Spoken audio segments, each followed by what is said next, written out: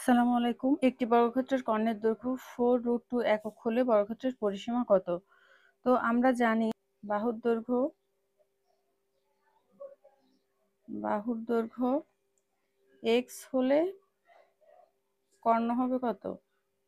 কর্ণ সমান সমান x√2।